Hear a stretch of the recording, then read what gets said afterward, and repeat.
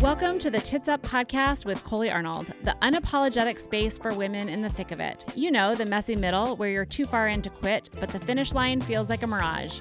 Where the pressure is high, the stakes are real, and every win feels hard-earned. This isn't a highlight reel. This is the unfiltered truth about building a business, holding your life together, and finding your fire when it would be easier to burn it all down. If you're tired of fake perfection and ready for the real, raw conversations that make you feel seen and lit up, then grab your coffee, your courage, and let's do this. Shoulders back, head high, tits up, girlfriend. Are you building a business that might look good on paper but still feels lonely, messy, or unclear behind the scenes? You don't have to figure it all out alone. The Foundress is a community for female founders who are ready to scale with clarity, connection, and purpose. Whether you're making your first 6 figures or scaling towards 7, we're the place where your ambition is seen, your ideas are sharpened, and your success is celebrated. Inside, you'll find strategy, deep support, and a powerful circle of women who get it. Because at Foundress, we don't just network, we grow together. If you're craving more than just another business group, if you're ready for mentorship, momentum, and women who speak your language, come join us. Your seat at the table is waiting. Head to foundress.co to learn more. Today on the podcast, I am sitting down with Courtney Clay, or as we like to call her, Coach Court. She is a master resilience coach, a speaker, and a #1 best-selling author, a mindset shifter who helps high-achieving, emotionally exhausted women recover from burnout, divorce, or major life shifts. Using the GRIT method, she guides clients to rebuild their identity, restore their energy, and rise with clarity, confidence, and purpose. I am so excited you're here today. I'm so excited to be here. Thank you so much. Yes. And okay, she just brought me her book and I'm so excited. I've been seeing this go around the interwebs. And so it's so fun to finally hold it. How do you feel as a #1 best-selling author? You know, it's so interesting. I never thought this would get to where it's at. And not like I just wrote it because, okay, you know, I'm doing things out of my comfort zone. Yeah. That's been kind of my goal this year. Like just doing everything that scares the crap out of me. I love it. So like last year, I wasn't speaking. I wasn't doing any content. I wasn't showing my face. I wasn't doing anything. So when I look back a year ago, I'm like, wow, like look at what happens when you just do it. Okay, that's so awesome. So tell us how, obviously, it's easy to look at like this beautiful published book and think you have all your shit together, right? And we can compare ourselves. Yeah. But we know that there's a full story behind this amazing, polished, beautiful brand and book that you have. Yeah. So tell us how you started and kind of how you even got to this place. Man, okay. So I would say I would not be Coach Court if it wasn't for my last divorce. Yeah. Last as in my second divorce, right? Where it was a moment where I could not just pivot. I couldn't just do the thing that I normally do, which would be to turn around and go the opposite direction or move out of state or move out the city and just do it. And for once, I like literally had to sit in my shit. And I had to realize that strength isn't in just doing or being strong or doing the thing, but it's really about resilience and mindset. And it's adapting to the challenges and the stressors and overcoming it within your mind and knowing that, okay, this is happening, but there's something to this. What am I going to grow from this? What am I going to learn from this? What do I have to gain from this? It looks like the world is crumbling, but let me just take a pause and focus on what I can control in this moment and only what I can control and let go of everything that I can't. And so in that, I think I was really searching for my purpose, and I actually wanted to be a trainer, like in the gym. Like, like I love working out. If you see my page, you see me working out or I'm walking or something. But I realized people's mindsets, and I knew it would piss me off because I love the gym, like literally. Like I want to see the physical things change, right? Right. And it's like if I got to train and you're not doing the thing, it's gonna drive me nuts. And so one night I was like, what? I was like, I love the gym. What else do I love? And I was like, oh shit, you gotta attack the fucking mind. Yeah. Like I literally like that thought. You have to attack the effing mind. Yeah. And that kind of set me on this like journey of becoming a coach. And I was like, okay, you know, I already do master resilience training in the Army. You know, all these things that I'm doing. And I'm like, what I'm like, all right, let me start on this path. So I got the certification. I was already doing the training in the Army, but I wasn't like getting anywhere. I didn't have paid clients. I was doing things for free. I had no content because I didn't want to show myself. I didn't want to speak. I was deathly afraid of, I didn't even tell people. Yeah. Like none of my friends really knew what I was doing because I was like, they're going to be like, who is she? Like, who is she to, I had all that self-doubt, all these limiting beliefs, that inner critic saying, who do you think you are? Right. And then, one day I had the vision. I was like, I saw someone speaking and I was like, I just want to do that one day. Like I want to be on a stage in a white suit, like Love it. just saying something. And literally this was last, what? Like around this time. Okay. Around this time I had this vision. Yeah. And I was like, and then I got the opportunity. Wow. And someone asked me to speak at one of their events. And one of the topics was assertive communication, which is what I teach in the military, like as a master resilience trainer. As a master resilience trainer, assertive communication is a skill to be more resilient. So I was like, oh, like this ties into what I already do. But what made it how it is today is the symposium was for women and bringing style and grace and all these things. And I was like, okay, this has to be different. Like this can't be just, assertive communication. It's not aggression. It's being, you want to be assertive. And I was like, we're women. We have this strength that we mask all the time and try to match different energies, especially the masculine energy, right? And so that's why I was like, gracefully assertive. Like, gracefully assertive. Helping the woman find her voice. The people that said she's either too much or she feels stuck and can't talk and she's hiding in her voice. And so once I was on that train, then I was like, okay, now I got to do the content. Like, I got to like really... And so there was my own struggle with speaking because I used to have a horrible speech impediment. And I would say, like, it never truly goes away. Like, I used to stutter so bad. Wow. And so growing up with that, it was hard because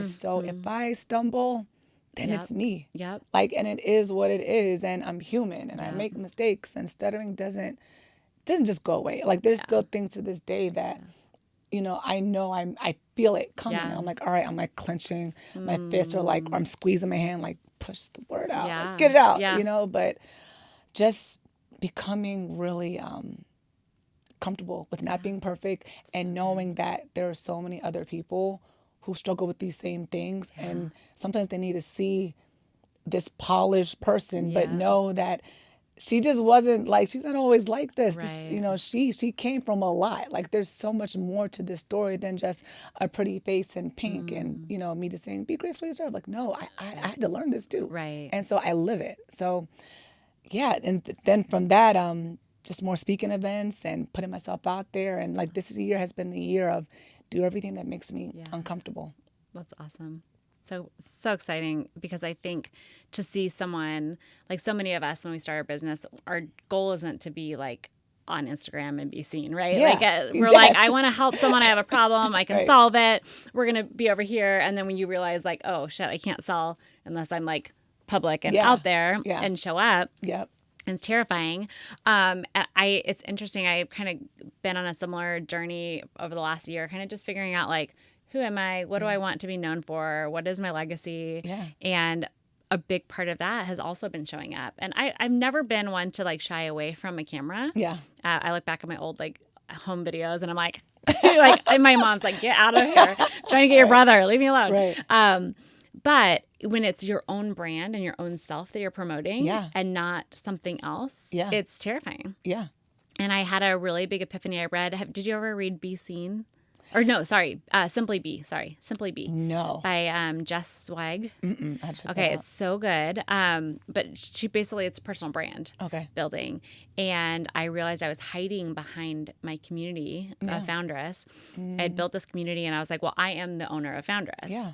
And that was my identity and that was who I became. And it felt like really safe because no one's going to judge a whole community of women, right? They're going to judge. Right. It might not be a good fit for you, but you're not going to be like, oh, those women. Yeah, You know, yeah. it's like you judge the one person. Yeah.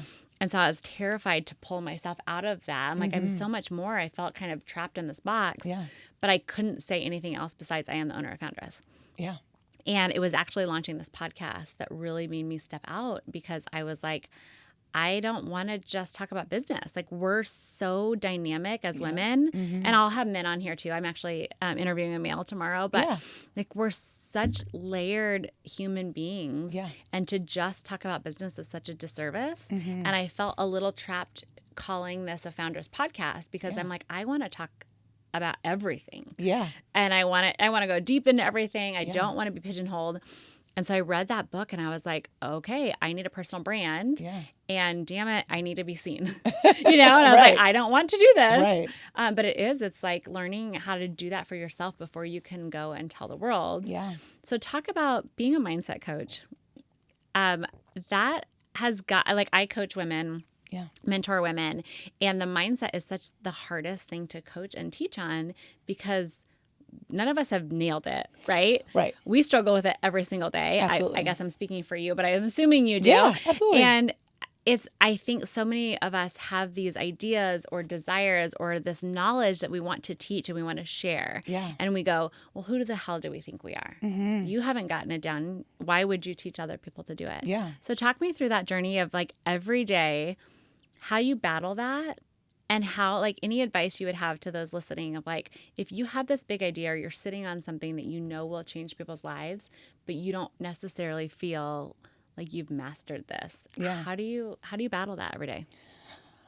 I put one foot in front of the other. And that's, people are like, oh my God, that's so easy. And yeah, it is. And Until sometimes you have to do it. No, right. But it's also like finding that thing and breaking it down. Yeah.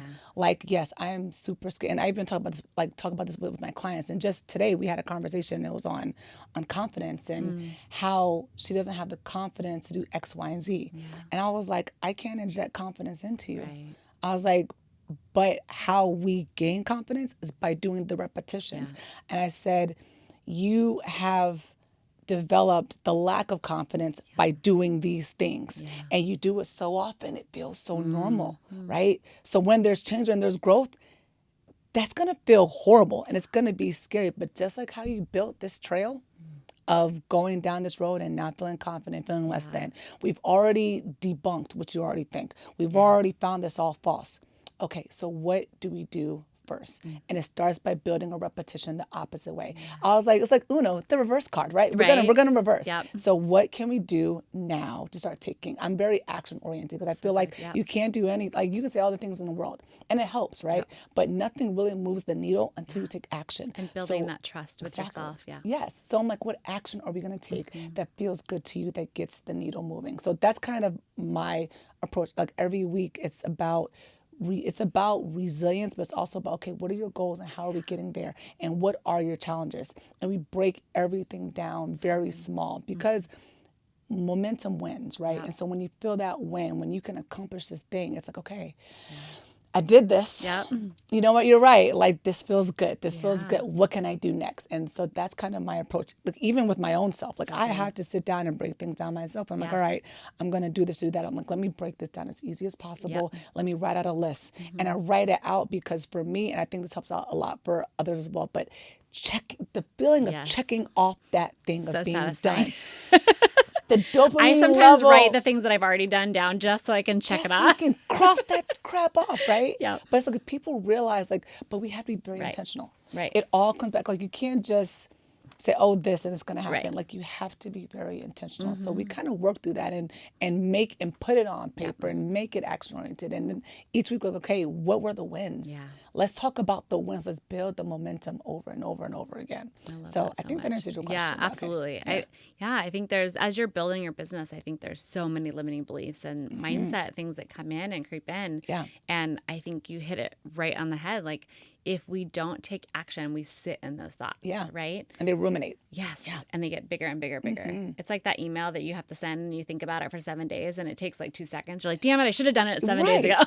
Even so I thought about it and worried about it for a week. Even things like, I know for me, like it'll be as small as like making an appointment. Oh, yeah. I'm like, why is that the worst? and it's like, I had to be like, stop. No, I had to be like, stop. It's the worst. Make the call. Yes. And then here's me. Okay. Yeah. And make the call. And then I'm done. I'm like, why is this so I know. hard? Like sometimes you just gotta do it. Yeah. There is no like magic thing, no magic pill. You just have to do it. But when you break it down small and make them very small and very easy, that makes it easier. And then you're more like, okay, you know what? I did this.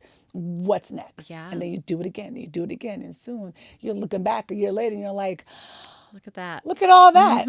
All by taking one step on the confidence ladder. Right. It's amazing. Yeah. I love it. My girlfriend is a trainer or she's a health coach, but she really inspires people to like move their bodies. Yeah. And she said she gets up and she said she has this morning routine that every morning she does like 10 push-ups. Okay. And she's like, is 10 push-ups going to make or break your day? Like, Yeah. or give you any change? Okay. Like probably not. Yeah. But if you do it every single day and you're doing it times 365 days, Yeah. how many push-ups have you done at the end of the year? I'm bad at math, so I'm not going to do that for you. But like, you see that, you get the deal, right? Yeah. But like, our actions don't feel huge when we're in the moment. Yeah. And that one step in front of the other doesn't feel huge until we finally get to our destination and we're like, oh, we did it. Yeah. We made it. Right. And it makes it so less scary than I need to get from point A to point B. You're like, no, you actually just need to get here. Yeah. You need to get that next step. Yeah. But then also we need to acknowledge that step each time. Like don't wait to the end. Yeah. Like keep So good. looking at it, like look back on it every week. Take account for, okay, I did this small thing, like I did it. This felt good. Let's keep going. But I think a lot of people miss that too, is they get caught up in all the things, but then they don't realize that they're doing all the things. Like they don't see it. I'm feeling a little attacked right now.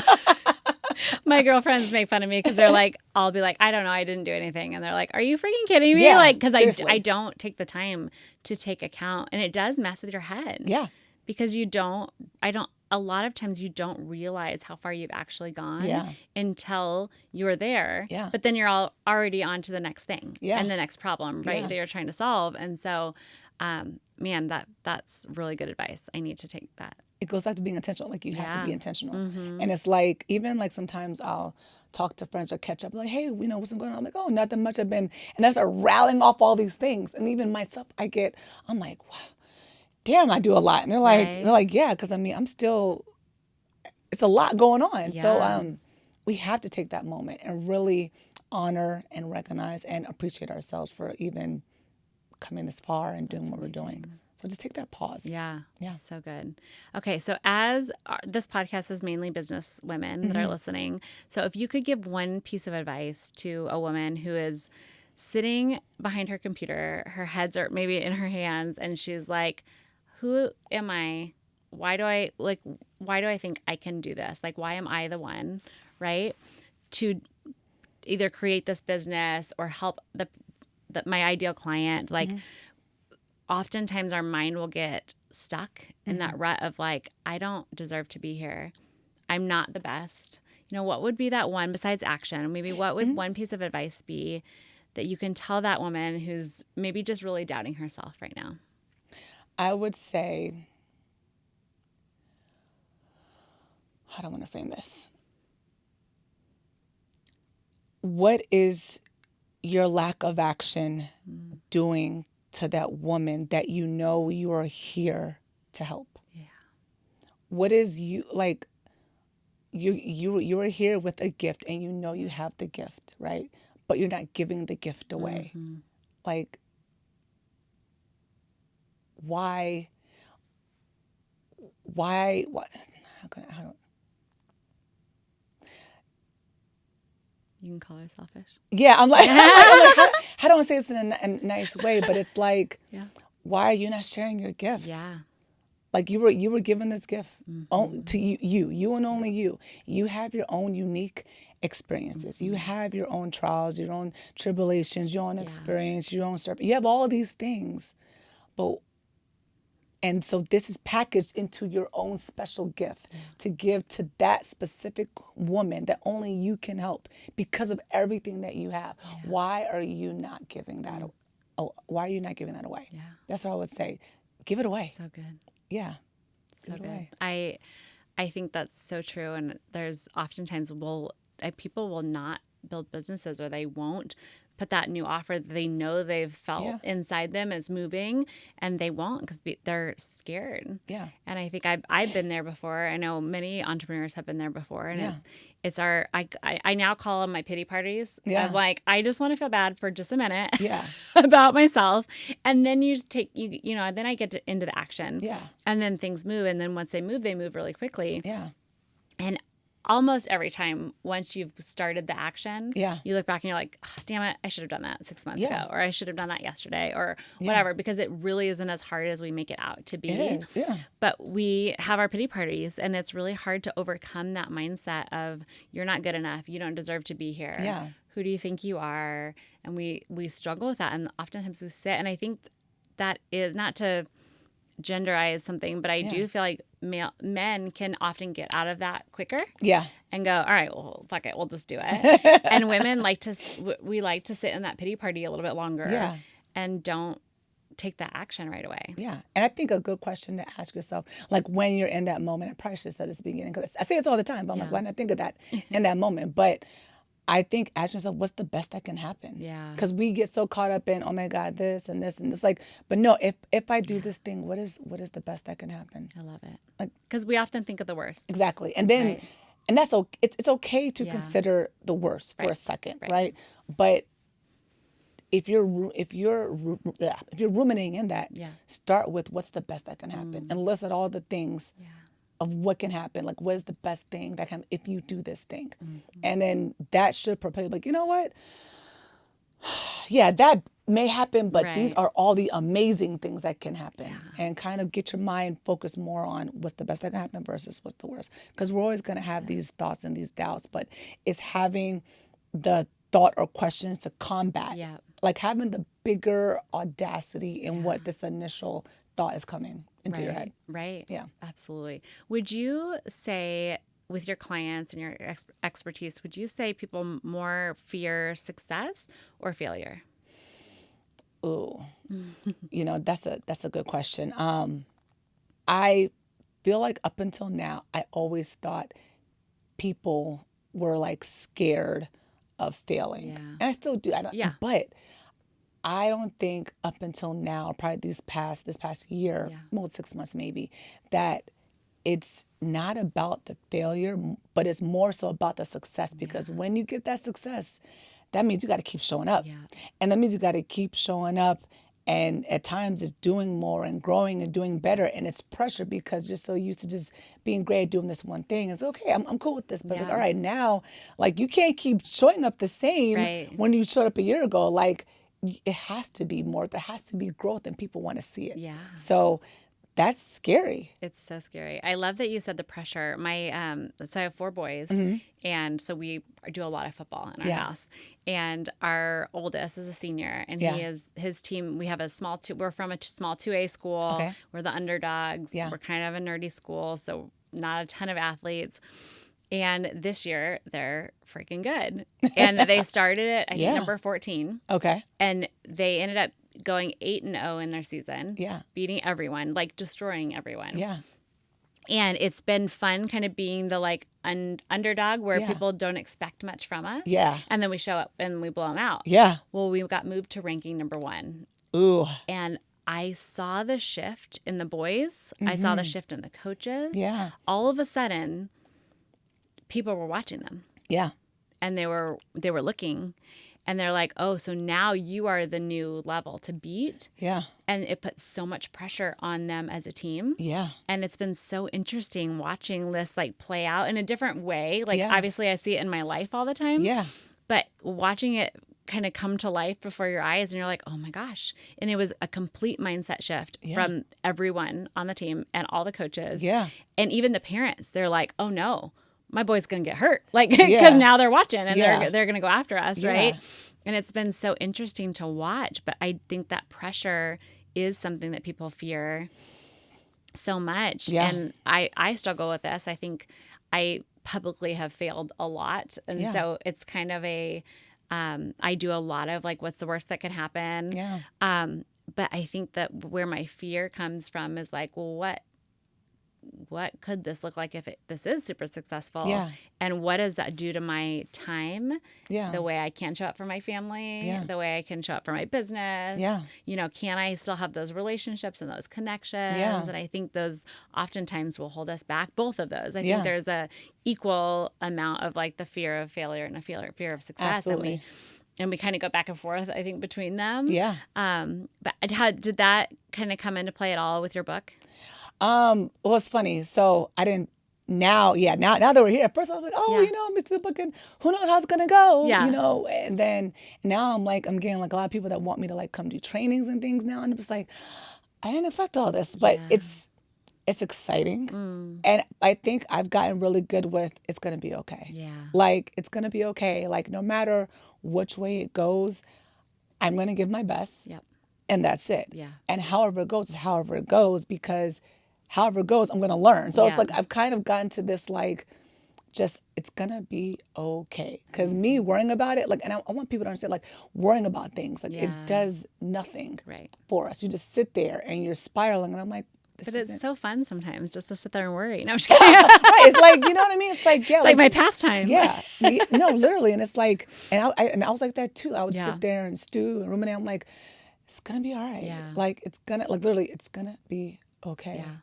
I will figure it out and I will, but I think the point is to keep going and keep doing your best, because when you don't, that's when the issues come. And I think when you get so caught up in, oh my God, this bad thing's going to happen, you forget to put in the work. Yeah. You forget to give that 100%. Like all those things go to the wayside because you're too busy focusing on what's the worst that can happen. So it's kind of knowing that everything's going to be okay, no matter which way it goes, as long as I come in and just do the work. So good. So good. Okay. So we have this beautiful shiny book. Yes. If those who are listening have wanted to write a book, it has been on my bucket list. Yeah. And I've told myself that who do I think I am and why would anyone want to read a book from me? Yeah. So talk about kind of your journey through this. Yeah. I often think we look at the end result and we compare ourselves to this, the shiny cover or the print, beautiful print. And oftentimes we can kind of look at that and go, okay, well, this isn't for me. Like I'm not perfect. I'm not shiny. I'm not put together like this. Yeah. So talk to us a little bit about your journey of kind of creating, first of all, maybe your main vision for the book and how you just knew what your mission, like what your message was. Okay. And then, that journey of writing it, because that I know it's not easy. This is you've birthed a actual being book, you know, and it's I think oftentimes we just take it for granted when it's done and pretty, and we don't talk about like the messy middle that took to get here. So I'd love to hear that. So it's, you know what, it's not a glamorous story. I'm gonna be honest, it's not glamorous. My accountability partner was like, you want to do more, you say you want to, be an entrepreneur and do all these things, write a book. I wrote 10. Like, that's what he said to me. Wow. And I was like, okay. And he was Sounds easy. Yeah. And I was like, okay. He was like, and do it in 90 days. And I was just putting that fire under me. So I was like, how come I'm going to write about? I was like, and then I was like, communication. Yeah. And so I realized, like, for me, relationships are so important, and how we build relationships is through how we communicate, which kind of went into my speech, and so that book came from my speech. So I already had the outline, I already knew kind of where I was going, and I was like, this was really good. Like people got a lot from it. They had their takeaways. I should do a book on this. So for me, it was like, what's the easiest thing I could do that's actually helpful, that people need and need to do better with? And I'm like, communication. but let me do it in the style that I did it in, because who wants to read another book titled Assertive Communication? I don't. Like, that sounds so boring, but gracefully assertive. That is just very unique in my approach on. I think it makes it human. It makes it human. It talks about the feminine art of speaking and how we show up. And I think even for men, like some men are like, well, this is a woman. I'm like, yes, it's from a woman's perspective. And yes, it's a pink cover because my favorite color is pink. I said, but if you want to be a better communicator, if you want to lead with emotional intelligence, all these things, and get a perspective from a woman and the things that we have dealt with and faced with, why not learn? Why not grow? But back to the question. So that was where it started. I was like, okay, I'm going to follow. I'm going to check the box. I'm going to check this box. I love that because it does talk. I mean, it goes right back to your key point, which was action. Yeah. Like if you would have sat there for 6 months to think about it, you probably would have given up. Oh, yeah. And how many times my girlfriend says this all the time. It's like, what's the least amount that I can do, least amount of effort that I can do that would move the needle. Yeah. And then start there. Yeah. Like if it's one step, it's one step. If it's, you already had this outline. So instead of trying to recreate this whole thing for a book, you're like, great, my least amount of effort is to get this outline and move it over to a book. And then I can elaborate from there. Yeah. And that's why you probably got it done so fast. Yeah, right? Exactly. And it's crazy because speaking of easy, so I was listening to a podcast with Mel Robbins and Dr. Angela Duckworth, the author of Grit. If you haven't read that, amazing book. Yeah. Amazing book. And so she talked about kind of people like reject easy, like it's a bad thing, but it's like if it's in your purpose, if it's aligned with what you do and what you're good at and what you've already, like, why not move the needle and go that route? Like, what is the problem with doing the easy thing? Yes. It's better than not doing anything at all. Like when we're faced with all these things. Well, we're taught by the hustle culture and the masculine energy that if you're not working hard, you're not going to be successful. Yeah. And what I've found in my life are the moments where I stepped back and got really aligned. Yeah. Things came easier. Now, it wasn't. I don't want to paint this picture that like if you're fully aligned, nothing is hard in your entire life, right? There's That's work, not always. It's always work. Yeah. But it flows. Yeah. I've been up so many late nights. Yeah. Like, I mean, let's not forget this is part of my life too, but I still have my full-time job. I have the Army, all these, and I have my kid. Like all these things are still into play as I'm juggling all these things. So it's not easy as in I guess the work per se, but it's easy as in this is what this is my passion. This is my purpose.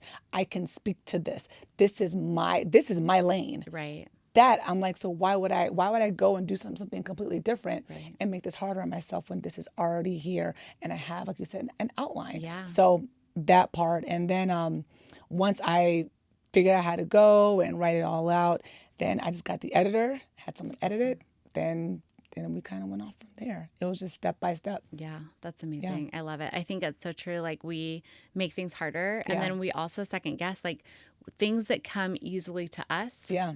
We discount them. Yeah. Yeah. And I think that was one of the things with community. Like I'm a natural community builder. I did it in every single business we had. And so when it was like time to like do it as a business, I'm like, well, I can't do that as a business. Then that just happens. Yeah. Everyone can do that. Like, no, my friends are like, no, they can't. Like I want to join your community. I don't want to start my own. Exactly. Right. And so we discount the things that come naturally to us, thinking that it comes naturally to everyone. Yeah. And really, like you said, like, what are you doing with your calling and why are you being selfish, not putting it out in the world? Right. We often just discount what's easy to us when really that's what our clients need. Yeah. That's how we can serve the people around us by offering something that does. Like, there's so many examples. I have a COO. Her brain works in a magical way that mine does not work. Yeah. It's systems, it's processes. Like mine's like all over. And she's like, well, it's not that hard. And when she was just starting her business, she's like, well, I don't know. It's not that hard. I can't charge you that much. I'm like, no, it's very hard. Yes. Yes. And I think we just naturally just discount ourselves. Absolutely. So I love the story of this book because I think it's so important to just remember that the things that come naturally to us are what people need to hear. And if you're sitting on an idea or a course or a book or anything, right? Want to speak in front of people about something, like don't discount the things that are coming natural to you. Yeah. And don't feel like just because it's not going to take a really heavy lift to get there, that it's not valuable. Yeah. And I think for me, like this was kind of easy. Like I enjoy writing more and writing out things and writing out. I like to teach. Okay. Like I like to train and teach people. I like to get people I like to teach them how to fish. Yeah. Like that's my thing. So for me, this was like, okay, I'm going to write about this, but I want this to be something that they're learning. So at the end of each chapter, there's like a reflect and act where you're going to reflect on what you learned. And then you're going to take an action from each chapter. So it's like, I really wanted to teach. Whereas for me, the hard part is the content, the talking like that. But the other people are like great at that. They're like, oh my gosh, I can just hop on camera and da-da-da-da. And so I'm just like, how do you do that? So like you said, like we all have our gifts and like, if we know what they are, operate with them. Right. Absolutely. That's our gift. So how has the military shaped the way you kind of show up for your business, for your family, for your clients? You know, it's funny. I was just thinking about this. And I think one of the things I say often is check the box. And I think in the military, like they don't, like a lot of people don't like that. But I'm like, no, it's really easy sometimes. Like life doesn't have to be that difficult. If you know you got to be somewhere at the right time in the right uniform with the right equipment, that is a check the box action. You are winning for the day. You are showing up already winning by checking off those simple things.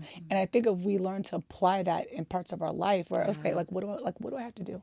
Like what is the 1, 2, 3? What things do I have to do? Write them out, check them off. Yeah. Feel the win. Yep.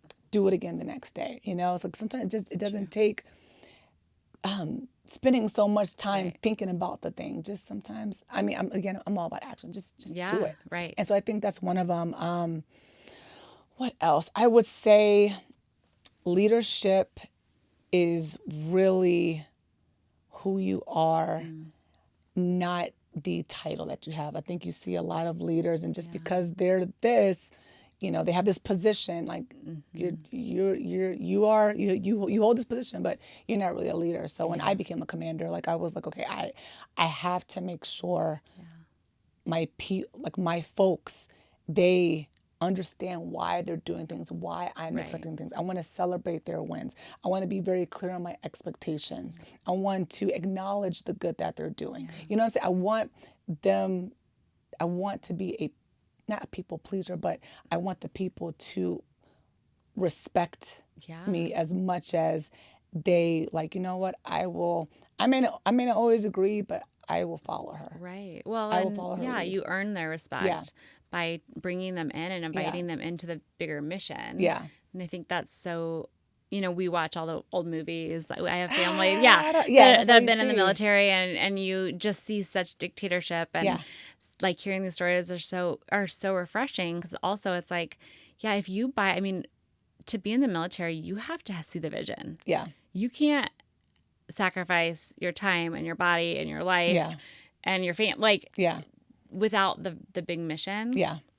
And I think you've carried, like, it sounds like you've carried that into your work, which is so beautiful. Like you're casting this vision and mission and inviting people to kind of come along with you. Yes. And it is that, like, it doesn't have to be hard. Yeah. It could be simple, and you have to just take that next step. Yeah. And it's refreshing because it makes it doable. Yeah. To those who are maybe just feeling stuck or unsure of what that next step is. It's like, oh, I don't have to have the whole next chapter written. I just have to write the first word. Yeah. Right? Yeah. I have to get my pen and paper out. Exactly. Really, right? What's the first we're gonna break it down. First step. What is the first step? And I get caught up in this book thing all the time. I know I'm supposed to write a book, and I'm like, oh God, I don't know. But like, I need to just get the pen and paper out. Yeah. Outline. And write the first word. Yeah. It's so good. Chapter 1. Chapter 1. Or outline. What should it be about? Outline. There you go. Just write outline. Oh, yeah. My husband and I joke, so I'm sure you've heard of like the frog, like eat the frog first, or I forget what the other word is, but like there's two ways of action. Okay. And one is like starting with like the biggest thing on your list, the scariest thing on your list, and then going down to the easy things. Yeah. And then the other way is like starting with the simplest thing. Yeah. The one thing, like writing outline on the paper. Yeah. And then going to the hard thing. Yeah. So the one where it's like the hardest thing first, they call it eat the frog. Okay. And so you like eat the frog first, and then everything else is like a breeze for the day. Yeah. But people are different. So my husband is like, I need to make my bed first. Yeah. So I feel super accomplished, and I feel like I've done something. I can check the box and feel really accomplished before I even leave the house. Yeah. And I'm like, yeah, it does. And it helps. It keeps him motivated because he's like, oh, I got one win. Then I can get another one. And it gets bigger and bigger and bigger. Yeah. Where I'm a completely opposite. I will like ignore all the small things and just go straight to the big thing. Yeah. And then that's what gives me motivation because everything else feels easy. Okay. So what would you say you are? I would say, I am the small things. Okay. I'm just like, I would say probably the small things. Because I feel like, how long is that big thing going to take? Because I mean, when we're talking about the big thing, how long does that big thing take? Yeah. Well, for me, it could be just like a scary phone call I need to make. Okay. You Okay. know? So it it it's doesn't still necessarily small, have to be, but it's big in your mind. Yes. Like probably the most dreadful thing. Yes. That's a great way to put thank it. you. Yes. I'm like the big thing. Yes. Dreadful. Yes. Or what things that we would do ruminate and we sit in that, Yeah. right? And we super easy to do, but it's like it's like just get the Yeah. damn thing out Get the it way. done. Yeah. Yeah. So I could go either way with Yeah. that, as long as it's on my list. Yeah. So it's like, for me, as long as I get them done, it doesn't matter like which order, unless it's time bound. Yeah. Unless I have to have something done by a certain Right. time, or if I know that they close by 5, I can't call at 4:45, and you know what I mean. Right. But me, it's just getting them all down. Like, okay, today, what needs to be Yeah. done today? So how do you organize your schedule? Because one of the things in mentoring women, business owners, I've found is that they say they have a couple things that are very important to them. Yeah. And then you look at your calendar and you're like, is it really important to you? Yeah. Because you haven't done, you don't have this scheduled in your calendar at all. Yeah. So how do you schedule your day or your week to make sure that you're fitting in the things that are super important to you, that are your values, that do move the needle in your business or your life? And then, I mean, you're a mom, you're a business owner, you also have a job, you're selling your book. Like, you have a lot of things going on. In case you didn't realize that, you're very busy. I know. I'm sitting here like, okay. Are you sweating now? I'm like, oh gosh, I'm don't stressed. remind me. Right? But like, how do you take that action? How do you prioritize the things that are really, really important to you? While also, it's not like you can not do the other things, right? We still got to get shit done. Yeah. But how do you make sure those things are in your calendar? Normally by Sunday. So for Sunday, it kind of is like my reset day, where I kind of look at, all right, what is this? What's going on this week? And I kind of look at everything I have, and then I write them out. But then I put them in a box. Okay, like Monday, Tuesday, whatever. I kind of do it that way. Like, okay, what has to get done by this time frame? Yeah. So I write them all out, circle them, figure out which ones go for each day, and then that's how I kind of plug them in. Okay. Some things are already in there, right? Yeah. So they're just there already. But then other things, I'm like, all right, do I have to do this meeting? Like, can I push it? And if I do, I push it back. And I kind of just ensure that whatever has to be done on a certain day or within like 24 to 48 hours, that's on for that day. But I don't add in things if I don't have to. Yeah. Like, if it doesn't have to be on Monday or Tuesday, then I push it back to Friday. And I feel like we do that a lot. Yeah. I feel like, I know for me personally, I used to just try to do all the things in one day. Mm-hmm. I would try to go pick up my son, pick up the groceries, and do everything all within 1 hour. And I'm driving, I'm stressing out, and I was like, why am I doing this to myself? Are we going to starve? Right. Are we? Can I order groceries instead? No, right. Right. It's like, what else? Yeah. What other options there? Let me do it. I could do an Instacart. Yeah. And then I could go get my son while I'm waiting for him, plug in the Instacart, put the order in, and I could be home spending time with him while I wait for the food to come. Right. So it's really understanding what needs to be done, and can I push it off to the next day? So it's just really taking it one day at a time for me. I love that. And I think one of the things that I fell victim to for a long time was that other people's emergencies became mine. Yes. And I wasn't able to see the difference between what really had to get done and what other people expected to be done. Mm-hmm. And I heard that quote one time was like, other people's emergencies don't have to be yours. Yeah. And I was like, what? Yeah. Like, that was so freeing for me. Yeah. And so now I think that filter helps so much of like, when I am prepping my week, like, what are my must-haves? Put those in first. Yeah. And sometimes it's frivolous stuff. Like, I'm going to schedule 2 hours where I do nothing. Yeah. And I'm going to schedule my Pilates class first. Yeah. I'm going to schedule this. And then everything else is going to fit like a puzzle around it because it needs to get done. Yeah. But like, I'm not going to take your chickens and put them in my yard. Like, your chickens are going to stay in your chickens or in your yard. And your emergency is not, my priority. Yeah. No, that's perfect. Especially with clients, right? Because oftentimes they can have, it's a fire drill. Yeah.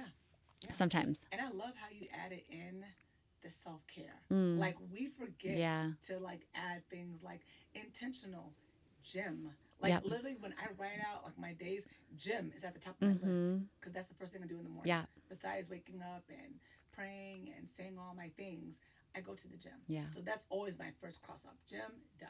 But we don't. We tend to like add like throw that to the side. Like it's not important. It's like no, add in your self care. Add in your nail appointment. Like put those things in the calendar because what's going to happen if you don't, it'll get hijacked. Yep. By something or someone. Yep. So put it in the calendar. So that way when people say, hey, can you or can I? It's like, nope. No, I'm busy. I got my nail appointment or I have my spa day. I got my massage. So I like how you added that. That's important. Well, it keeps you from burnout. Yeah. Whatever that self-care looks like. It can look very different. Yeah. Whatever it is. Like take 30 minutes and just close your eyes, whatever you need to do. But I think adding that, a lot of people will say like self-care is really important. My health's really important. And you'll open their calendar and you're like, is it? Yeah. Because it's not in here. I don't see anything in here. Yeah. Right. And then that reminder of like, what are your values, and open your calendar and I'll tell you what they are. Right. Have you seen that, heard that quote?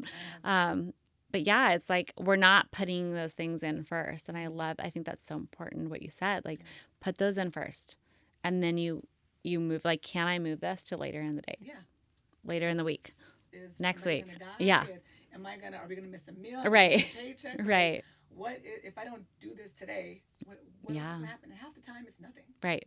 Half the time it really is, you know what? Nothing. Let me just push it back. So good. Yeah. So good. Okay. So we end every podcast with what I like to call tits up moment. So I would love... Okay, I was laughing because I was speaking at something and someone's like, do the tits up dance. And I did this. And I'm like, I'm not sure what that is, but it has now become our tits up dance. So I love that you did that.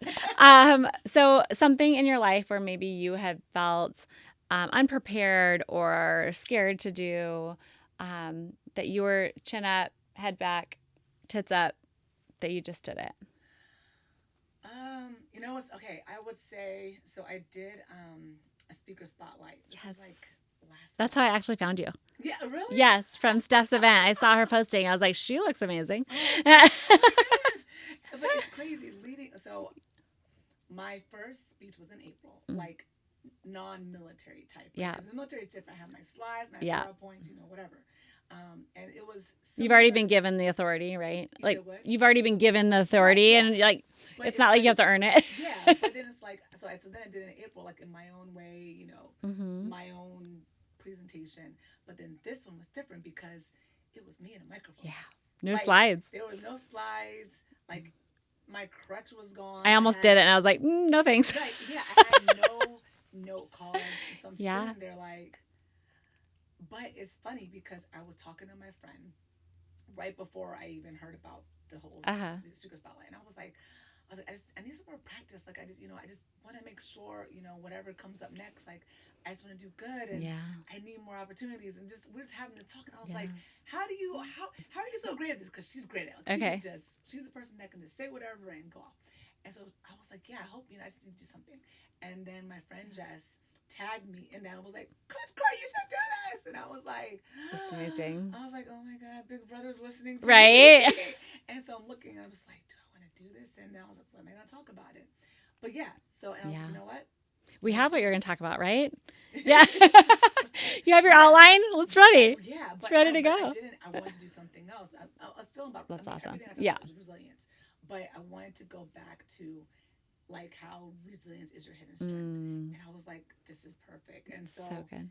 That was like I was deathly afraid. Like I was so scared and so nervous because just me and the mic. Yeah. And I'm like, I have no cards. Like I was like, I'm not using my cards. I refuse. I can't. So that. And I was like, no, this is going to be, and it helped when I had this next, I spoke last week. And going through that process helped me so much. So for those listening who don't know what Speaker Spotlight is, it's a Steph put it together, and she brings people inspiring speakers together and kind of teaches you the framework of going off book. Like you don't have slides, you don't have note cards. It's like memorization, right? How long was the speech? 15 minutes. Okay. Yeah. That's a long time. To memorize. I was like, oh my gosh, like, yeah. That's but awesome. she curated it so well. So you had the people there who wanted to speak, and they may have spoken before, but just want to keep getting better. Then they have people in the audience that are there to cheer you on. So it's a really safe space to grow. That's awesome. But going through the process of even just getting prepared for this moment helped me in like how I do it now. When I had this last speech I did was about 35 minutes. Okay, wow. So, I mean, I had slides, Yeah. but I didn't need them. I used them for like a visual. So they were a picture Yeah. or it was like one, like a sentence. It wasn't me like behind a podium and notes. Right. Like it was me with like walking around, talking. I felt so much more confident. So thanks, Steph. It's your tits up moment. I love it. Awesome. Well, how can our listeners find you? Instagram, Coach Court 83. Also TikTok, Coach Courtney. With an I. Ooh, TikTok. Not an Look EY. at you. I Good job. yeah, I'm trying to do all the things. Yeah, so. That's awesome. And then her book, Gracefully Assertive. You can get this Amazon. Amazon. Mm-hmm. Okay, awesome. Thank you so much. This was great. Awesome. Thanks for listening to today's episode. If this spoke to you, share it with a friend, and don't forget to subscribe so you never miss a conversation. You've got this. Stay clear, stay grounded, and stay true to what you're building. Until next time, tits up.